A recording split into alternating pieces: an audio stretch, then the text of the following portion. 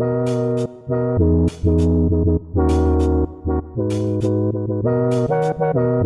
Jared. And I'm Dan. Level with us.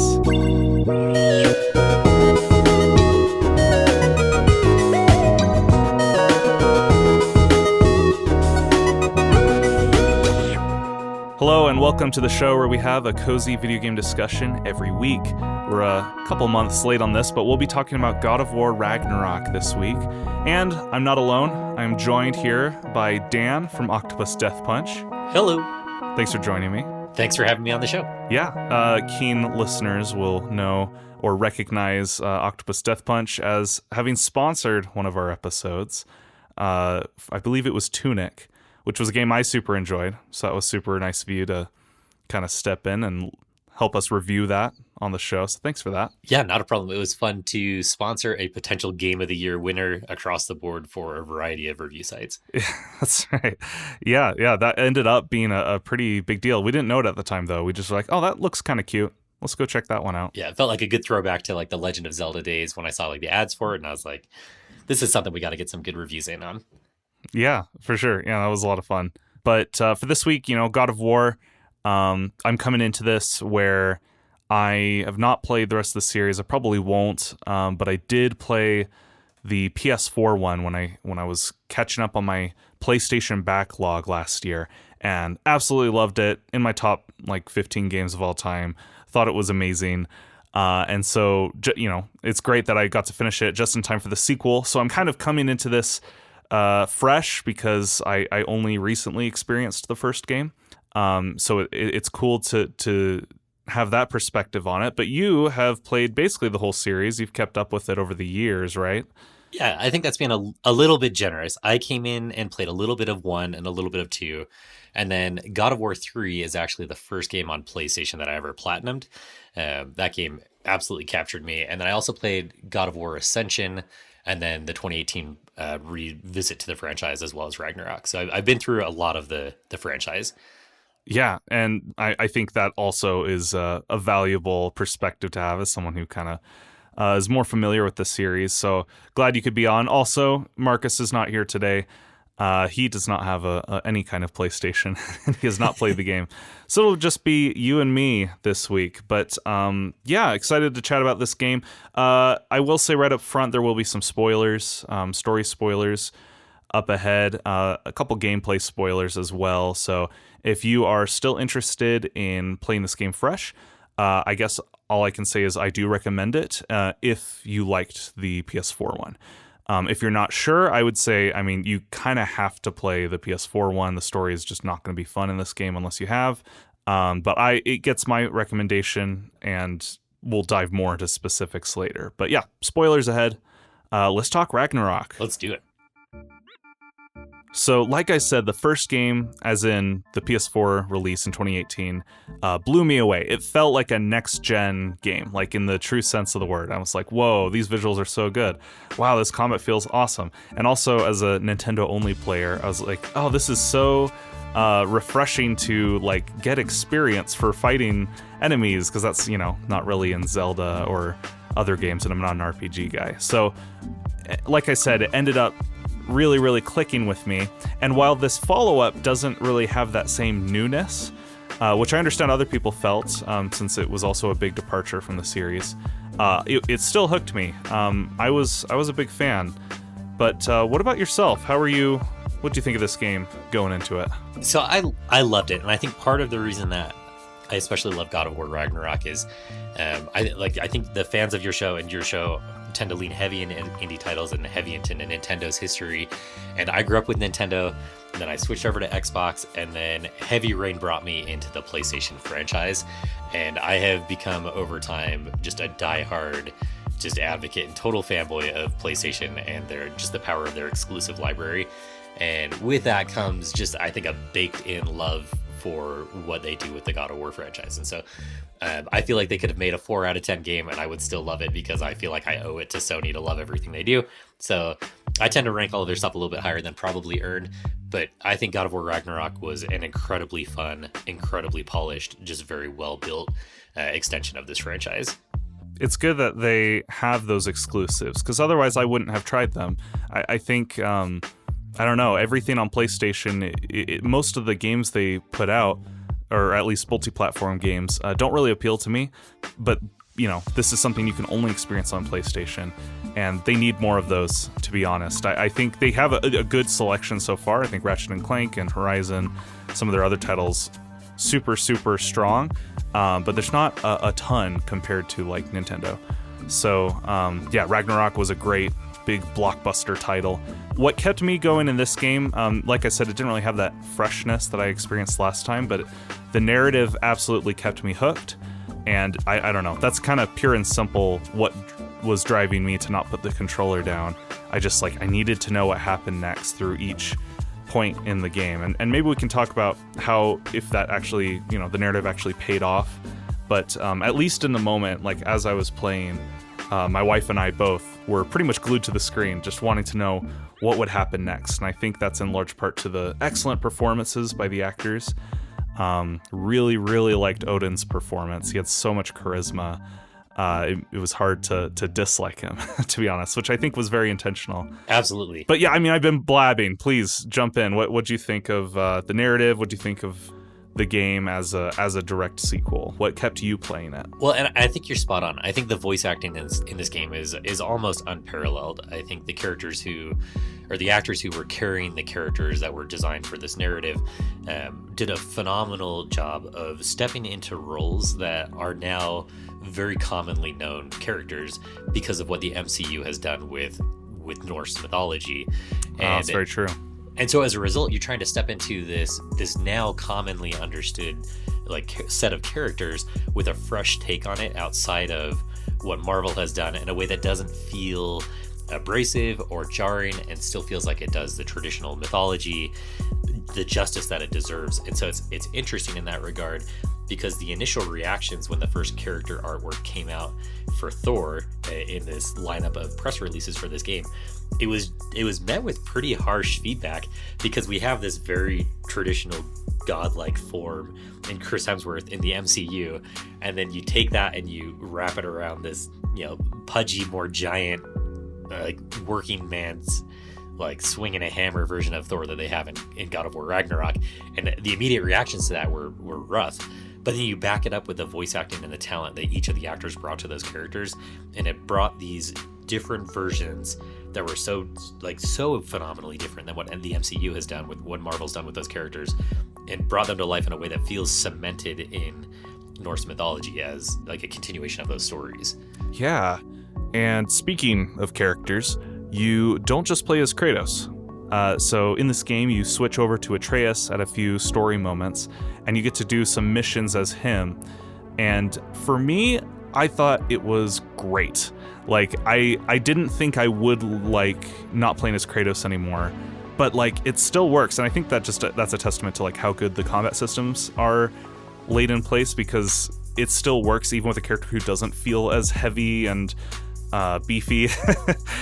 He's more light on his feet, right? He's shooting arrows, but even though it felt different, it still felt good. And I think that just speaks to, like I said, the overall combat design. I love that he has his own XP, whether he's playing as a companion or as a lead character. And yeah, it was cool to have someone with a tweaked moveset. Kind of added some variety throughout this really long campaign. Yeah, I love the introduction of Atreus as a playable character in this, and I feel like they did it in a very clever, sneaky sliding into it type of reveal, in that in the game you get this skill tree that unlocks for him before, if I remember correctly, before you can actually play it as him. And what it does is it complements the skills you unlock up front, complement the way Kratos interacts with him when he's not a playable character. And so it feels like, oh, this is the same as God of War 2018. I can invest some skill points here, level up, increase his support effort for Kratos, and then the game transitions that effort over from this is a supporting character to Kratos to this is ultimately a character who's taking a huge ownership of the narrative and a huge ownership of the story. And every time you finish a play chunk with Atreus, every time I finished a play chunk with either of the two main characters, I felt like I was at a point where like, no, just give me like 5 more minutes. Give me like 5 more minutes with this character before I have to go back and play the other one. Because you're right, like the way they paired off and the playstyle was so different but so similar, and that like you didn't have like this big clunky barbarian smashing his way through all of Norse mythology. You had these two ways to approach it. And with that, there's a part where it almost feels like I'm like, okay, cool, we're introducing new characters that I can play as.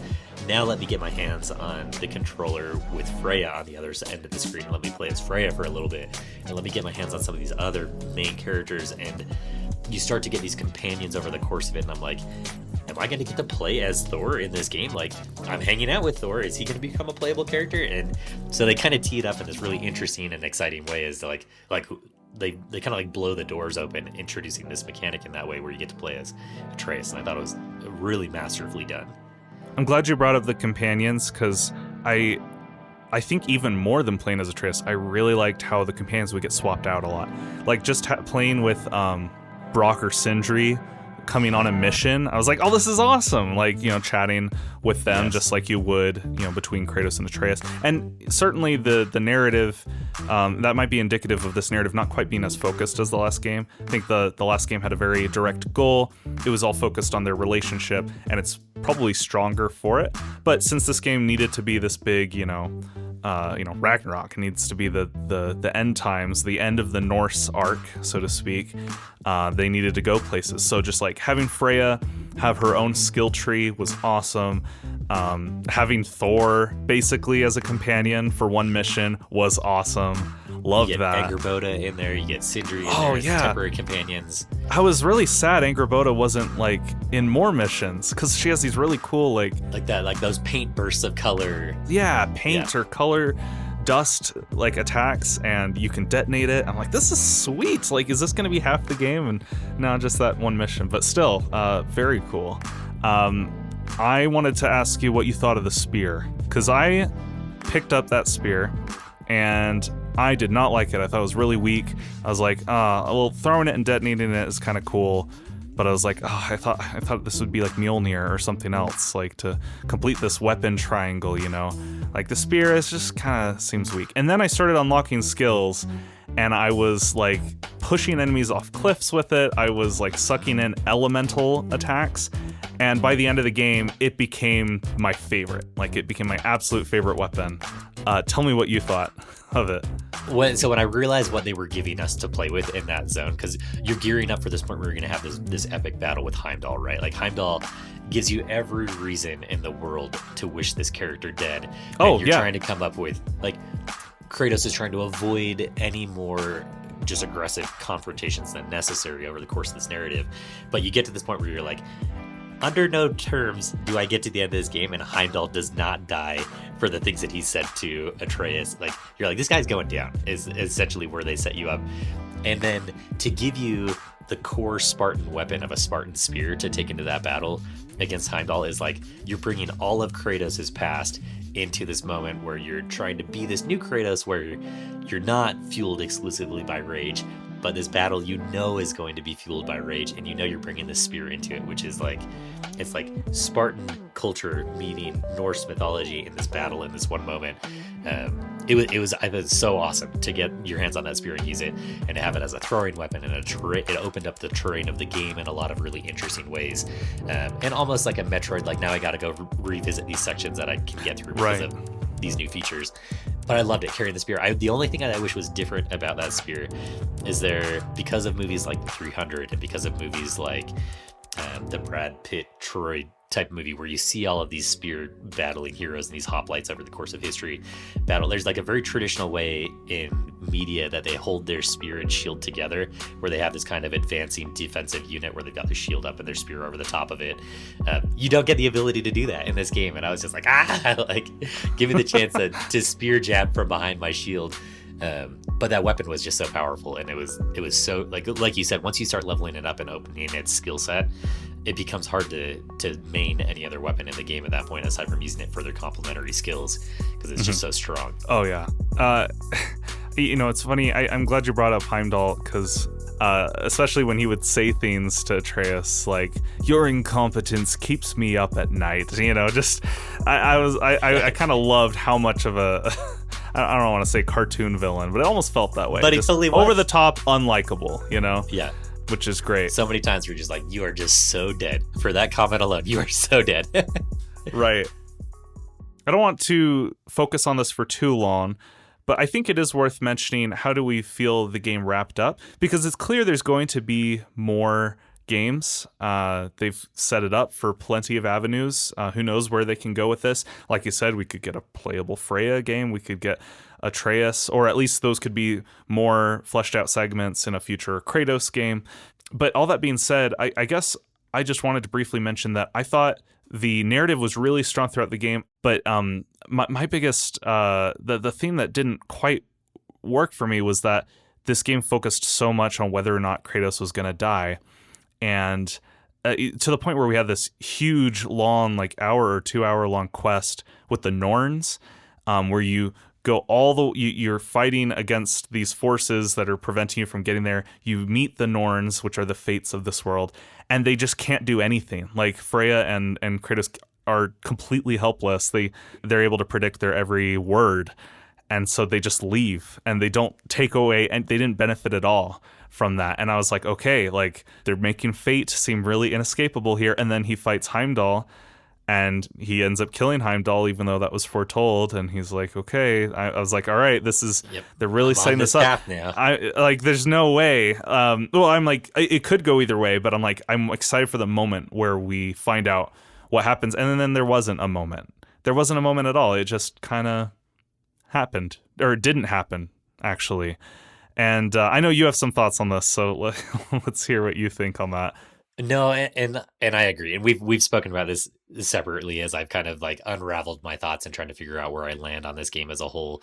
And it's interesting because like if you're so God of War 3 is one of my favorite games of all time, and if you were to ask me to walk you through the narrative of what happens in that story, and I could give you 2 sentences on what I generally remember about it, and none of it is like a powerful narrative in any way. Like it's an awesome rampaging action fest from start to finish, and it starts off with one of the strongest openings in video game history and ends with one of the most epic like boss battles in video game history, and everything in between is just like an adrenaline fueled like rampage all the way through, and it's a phenomenal experience. And the game's obviously transitioned in a new direction when they moved over to a more dedicated narrative focus, and have kept up phenomenal gameplay. Like the combat in these games is top shelf all the way through. The boss battles has been consistently a great boss battles. But narrative wise, I feel similarly in that the decisions that they made on how to wrap up this franchise, this section of the franchise, the Norse mythology section of this franchise, felt underwhelming when I got to those few final story beats. And I feel like there were opportunities to take more divisive actions that would have sat uncomfortably with viewers in a way that we would have been talking about the end of God of War Ragnarok for years to come. Oh, yeah. And now I don't think we will. Yeah, and I feel like we'll come away from this and be like, that was a great game. 2018's version was better. Ragnarok was great. And it had some phenomenal story beats. It introduced some interesting mechanics. It did some really fun things narrative-wise. But like ultimately, the story fell a little bit flat for me in the final maybe 5% stretch of like the narrative elements that unfolded, which I think is fine. I think they've carried a phenomenally powerful narrative. We're going to get to see in a couple months to years or so what they wind up doing as they bring it to a mini series, and what evolves with it from there. But I think for closing out Kratos' chapters, as much like Kratos is one of my favorite characters of all time, especially once they gave him a character in his 7th entry into the franchise. But I feel like they should have killed him off. I feel like the end, like I feel like sending Brock off at the end and the way that Brock gets his send off was incredibly powerful, very emotional scene. And to not have something similar to Kratos, it feels like yeah, Kratos has done a bunch of stuff. He's killed a bunch of people, and now he's gonna go be a farmer in Asgard and just kind of take care of the realm as this like guardian steward moving forward. Sure. No, you bring up a very good point. And like I said, as I played this game, I was like, I think I like this more than the original. I was like, I think they've just refined it, and like, I think this is going to be one of my favorite games of all time. And I think what it still lacked, though, in order to actually transcend the first game for me, because it did so much well. The combat's great, way more enemy variety, which is awesome, which is great. They put a lot of time into that. All the 9 realms, like, it's a big epic game. I think I agree with you, though. I think like it would have been the perfect time to send off Kratos, but he's too iconic. Like perhaps too much of a risk to take him out. I'm not sure. I think that's a very fair point. Like you have these characters who are iconic and they carry a narrative a long way. And at some point, like, how do you detach God of War from Kratos and allow the franchise to live on without this character being its centerpiece? Because it's unlikely that there's not another God of War game. And I think instead of closing God of War Ragnarok and finishing it and the credits roll, and it feels like slamming a book closed and being like, holy cow, it was more just kind of like, I read the last chapter and I'm like, oh, interesting. I kind of wonder where this is going to go from here. Yeah, right. And like, also, point of comparison, I still hear people talking about like the Arkham trilogy. There are certain characters that die in the end of the second and the third game, which I won't spoil, but like, I still see people talking about it because like it was a really interesting, bold choice that still led to multiple games in the series and spinoffs and stuff. But, I would have loved that for this as well, because they have the writers, they're able to do some really interesting exploration of themes. But like I said, I didn't want to spend too much on this, Sure. But I was kind of curious about how you felt about that. Well, in that case, should we get into star pieces? Let's do it. All right, this is the part of the show where we get to chat about a cool little detail or something we generally liked about the game. Let's have you start us off, Dan. So, God of War 2018 and on has some Barry McCreary's, the music that he generated for this game is some of the best that has ever existed in a video game franchise. It's so phenomenally written. Like anytime like I want to like go work out or something like that, like I always have to start with some of his music because it's so grand. It's such like a big thing that's happening. It makes you want to do big things when you listen to the soundtrack for this game. But that said, the original God of War franchise also had some phenomenal music in it, and there are several story beats where Kratos is going back through and you're revisiting his entire scope of his legacy and the entire scope of his legend. And there are moments where they're very clearly saying, like, we remember that you've been with us through this franchise for 15 plus years now, and here's the music that got you all jazzed to play 15 years ago, and here's the music that got you jazzed to play now. And the way that they transition back and forth between those, and like I'm still in this Norse mythology chunk of the game, but I'm revisiting these epic moments from Kratos' history, and it plays that music from the original score, the original God of War franchise. Like that hit me as hard as in the 2018 version when you first take out those blades of Kratos or blades of Chaos for the first time. What a moment. Yeah, every time that music plays, it's just like I'm like let's go, let's do this thing. Like let's go kill some deities and let's go be Kratos. And so bringing that music back, that very Greek mythology feeling, those tones from the earlier games was absolutely my favorite. Every time it played, I was pumped. I'm glad you're here to share that, because I thought the music was phenomenal too. I didn't know he reused any motifs from the original series. I just kind of figured, it's a reboot. He probably wrote a bunch of new stuff for it. But yeah, I have nothing to add. Bear McCreary is awesome. That's cool. Well, that's a great star piece. Mine is kind of random, but I really like how this game, the trailers for this game, only really spoil the first couple hours of this game. Like, if that. Yeah, like I was playing it and I was like, okay, there's that moment. There's that moment. This is like almost everything. Like, there's a few late game stuff that they show, but they never showed Odin in promotional marketing materials, which I thought was a great choice. It's a big surprise when he first shows up. as early as it is. As early as it is. It's like almost right out of the gate. Yeah, it's like, oh, dang, okay, we're doing this. Like, all right, let's cut to the chase. I'm here for it. Like, this is awesome.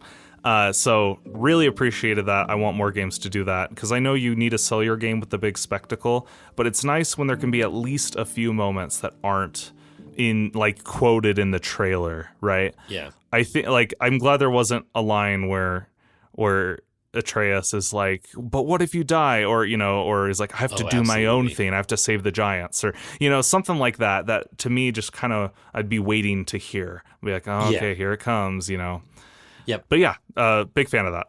Yeah, and the nice thing about it is like as you get into the game and you come up and you finish, you've kind of seen the last thing in the game that you've seen from a trailer within the first couple hours. Like you're saying, you're like, oh my gosh, where do we go from here? Like, yeah, it keeps you on your toes. Open narrative from there on out.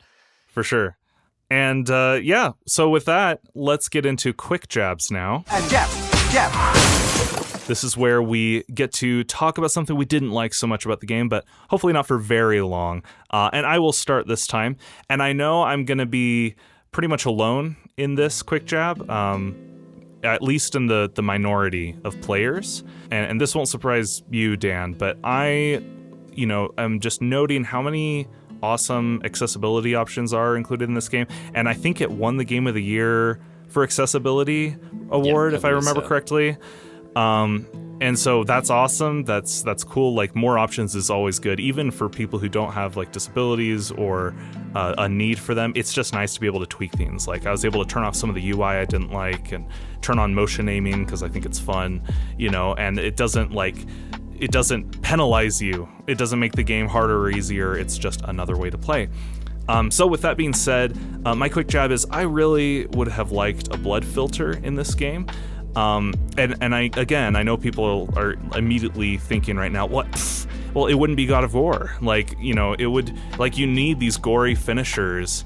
Like, it's all about the brutality, But the thing is, like, I would counter that by saying, how many people are up in arms about Elden Ring letting you turn the blood off? Like, no one minds. No one cares. It's just an option. It's the same with Ghost of Tsushima. Like, if you want, you can turn it off. It doesn't mean the game isn't a serious narrative anymore.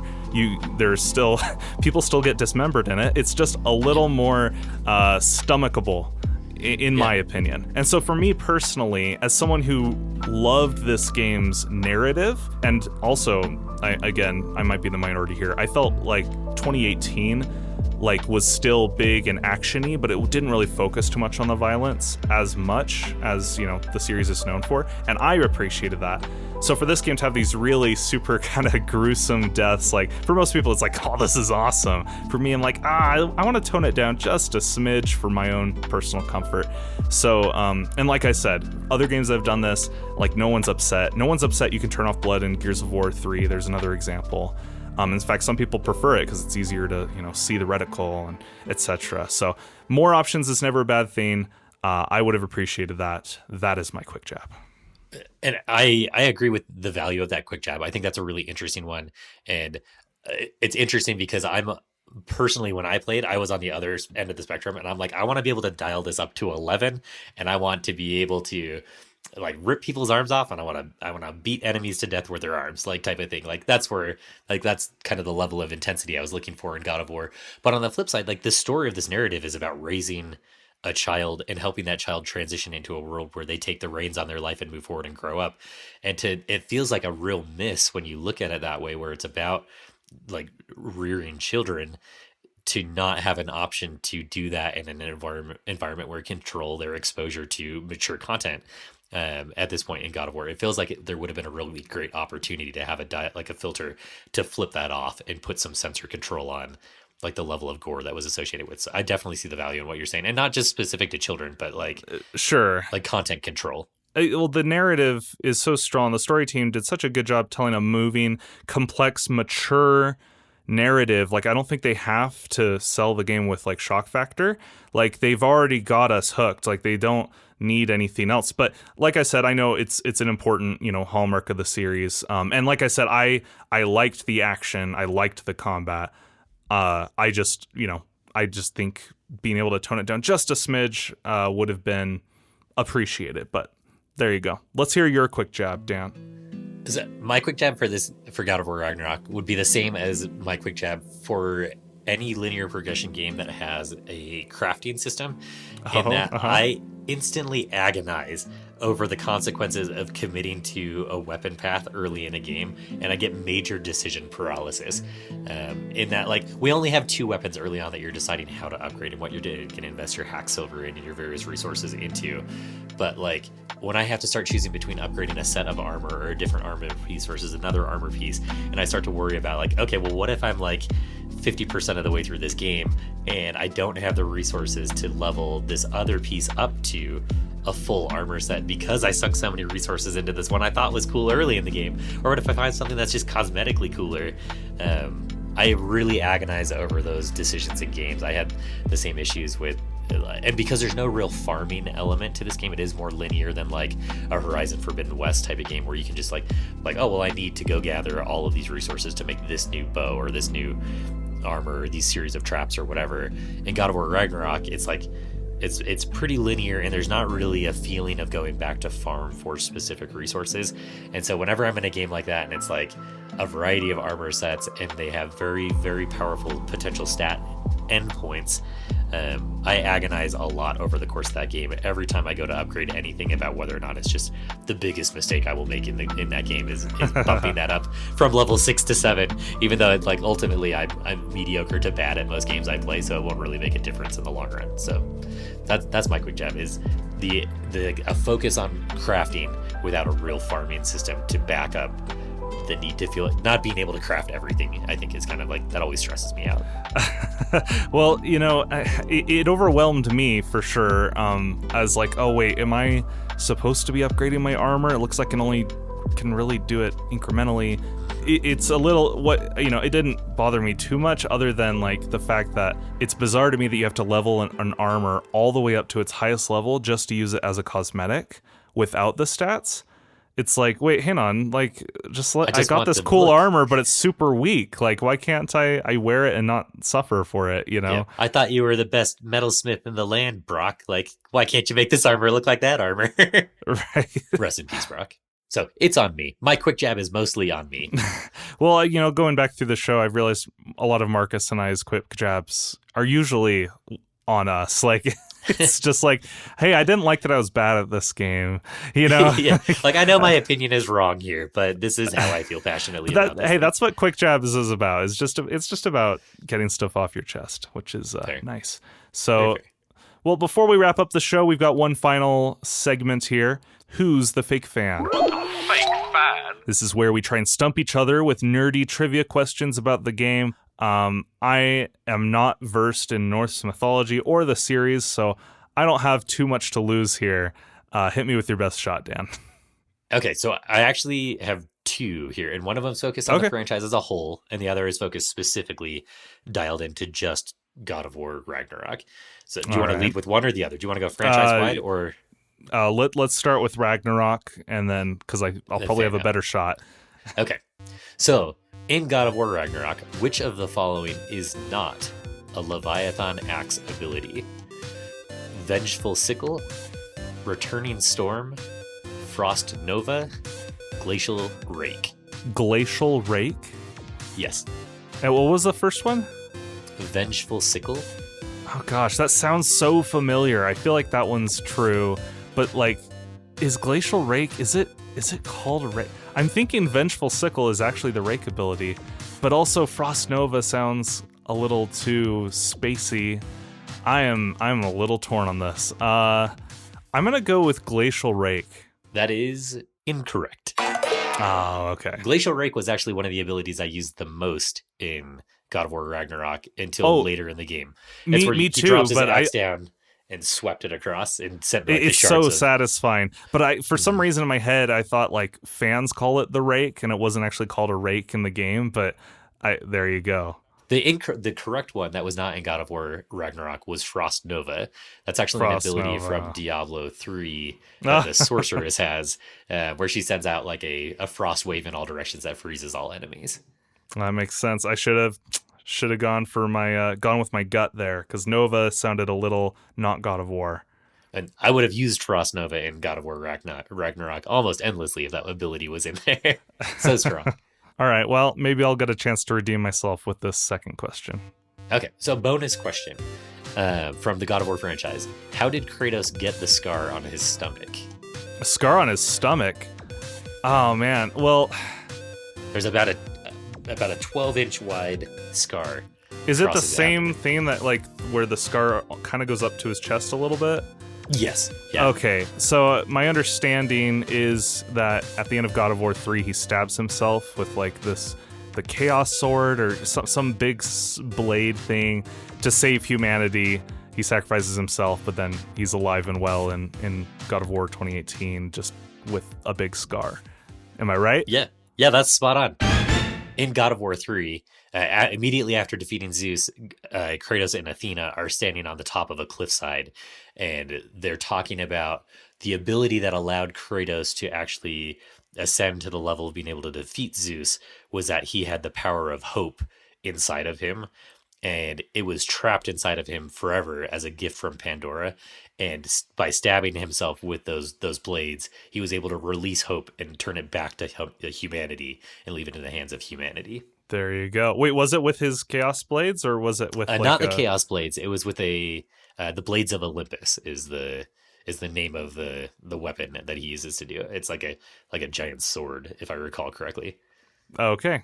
Now I might get fake fan for remembering the weapon incorrectly, but I believe it's called the Blades of Olympus. I think I owe that fake fan question to my coworker who versed me a little bit on God of War lore before starting God of War PS4. Because I was like, hey, I don't want to play the old games. Just give me the skinny so I can go into this. So thank you, David. All right.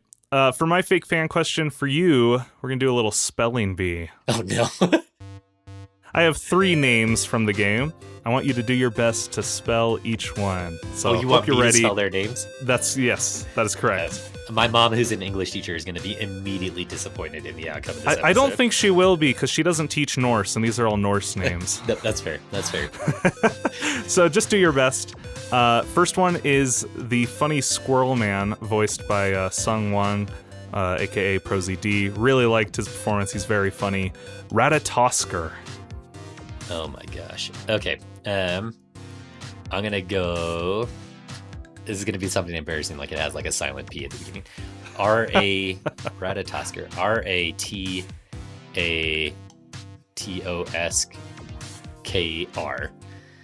Ratatoskr. Correct.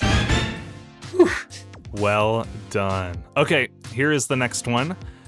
Ratatosker lives in the tree called Yggdrasil. So please spell Yggdrasil. Okay. So we had the chance to go to Iceland a couple years ago, and everything in Iceland is spelled the most bonkers way imaginable. And I feel like it's got some pretty heavy roots, so to speak, with this tree, in the way they spell things out. Say the word one more time. Yggdrasil. Yggdrasil. Oh man, I feel like it's got a double G coming in. So I feel like it's Iggdrasl. I'm afraid that's incorrect. Oof. It actually starts with a Was Y. Was it even close? Oh, shoot. I should have known That's that. the main thing. It starts with a Y. So it's Yggdrasil. So no silent vowel at the end. Yeah, you got the double G correct, yes. Okay. But yeah, it starts with a Y, ends with an SIL. Okay. I'm going to give myself 0.01 for the double G. Well, you're 1 out of 2 so far, and you have one last chance to make it 2 out of 3. The last one is our friend Angraboda. Oh man, I feel bad because I know when we were texting about this, I think I spelled it 6 different ways in the 7 times I wrote it. Angraboda. So I think I'm pretty sure it's Angrboda. Angraboda. Angrboda. That's wrong. It's so wrong. 1 out of 3. I'm afraid there is no D in this. It's actually, the end is B-O-A-O-A.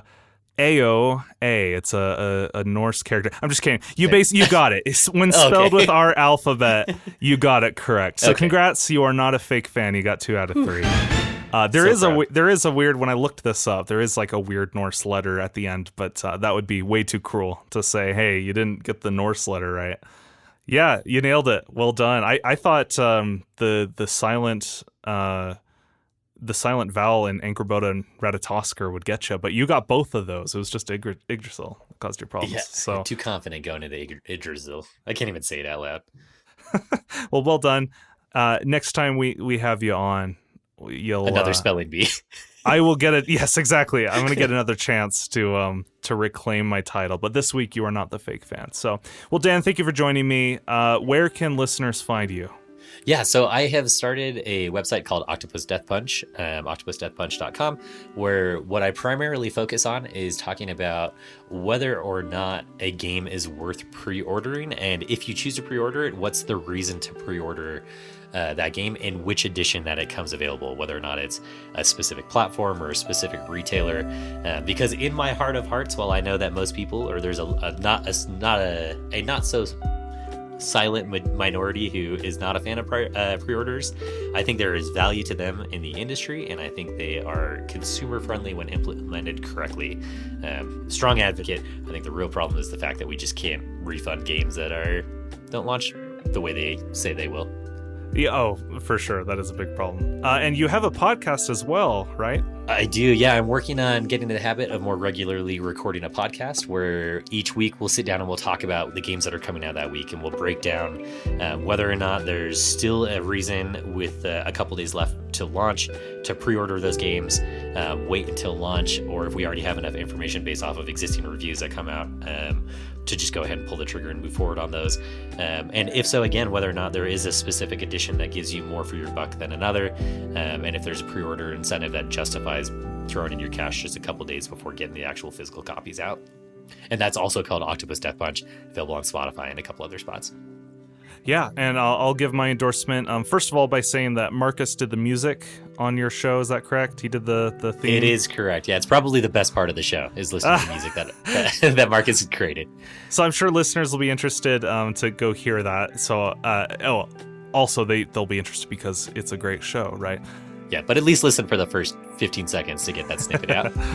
I'll include a link in the description. I thought Marcus did a great job with that, and I think you did a great job too. My favorite part of your show is just listening to you talk about like what games you played that week. It's really casual, really easy to listen to, really fun. So yeah, that'll be great. And I also, hey Dan, I want to do one more thing here, and also give a nice warm thank you to you. Not only for coming on the show and for sponsoring the show at one point, but for letting me borrow your PS5, because if you hadn't, I would not have bought one. I think that's what tipped me over the edge. So you've ruined me. I am now a Sony boy. Thank you for that. Yeah, there's nothing I love like taking somebody who's a little bit interested in something and pushing them over the edge. So always happy to loan out something if it's going to develop a new Sony fanboy or a Switch fan or anything like that. I love playing off of people's hype and getting them overly hyped to make financial decisions that may not be so wise. It could be fun to play the devil once in a while and be like, hey, you should buy that. Hey, just do it. Yeah, everybody needs a good shoulder devil. Yeah, exactly. Cool. Well, thank you for joining me once again, and thank you to everyone who listened today.